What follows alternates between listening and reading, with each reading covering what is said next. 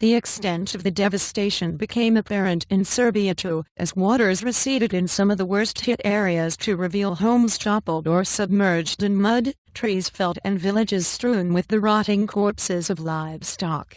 And the regional death toll reached more than 40, after the heaviest rainfall since records began 120 years ago caused rivers to burst their banks and triggered hundreds of landslides. And the consequences are terrifying, Bosnian Foreign Minister Zlatko Lagumdzija told a news conference. The physical destruction is not less than the destruction caused by the war.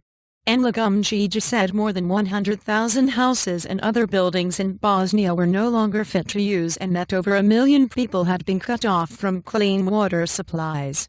And, during the war, many people lost everything, he said. Today, again they have nothing. And his remarks threw into sharp relief the extent of the challenge now facing the cash-strapped governments of both Bosnia and Serbia. And Serbian Prime Minister Aleksandar Vučić said the cost in Serbia would run to hundreds of millions of euros. President Tomislav Nikolić appealed for outside aid.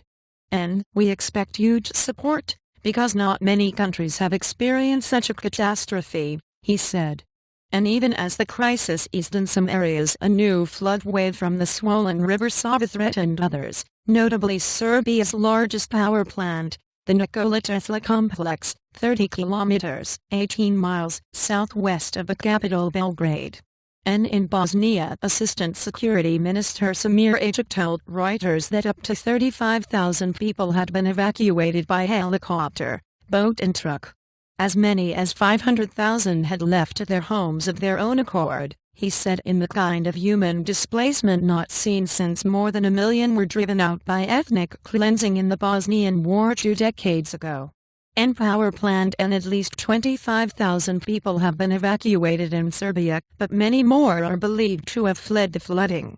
And hundreds of volunteers in the Serbian capital filled sandbags and stacked them along the banks of the Sava. Police issued an appeal for more bags.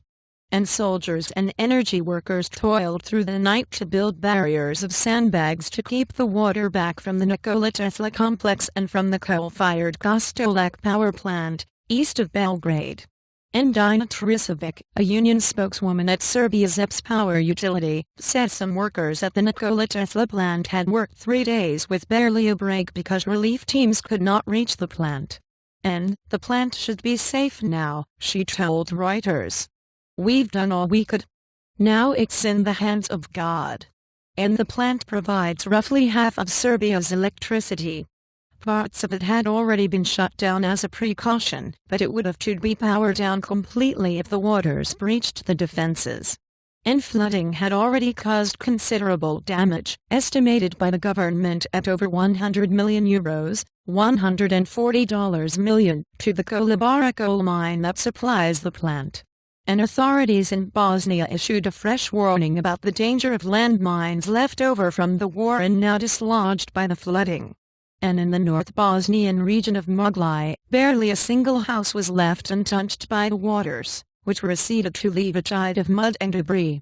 And in the village of Dinjapolja, where Muslim Bosniaks returned in 1995 to homes burned or shelled during the war, Hashidza Muhic swept the mud from the hallway of her house.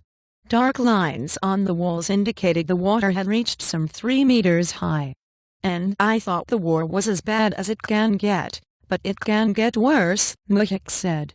I just pray to God that we can save our minds, because first we were hit by the war and now this. $1 equals 0.7297 euros, and additional reporting by Ivana Sekular and Matt Robinson in Belgrade, Maja Zuvela in Sarajevo, Igor Ilic and Zoran Radosavljevic in Zagreb, writing by Matt Robinson, editing by Alison Williams.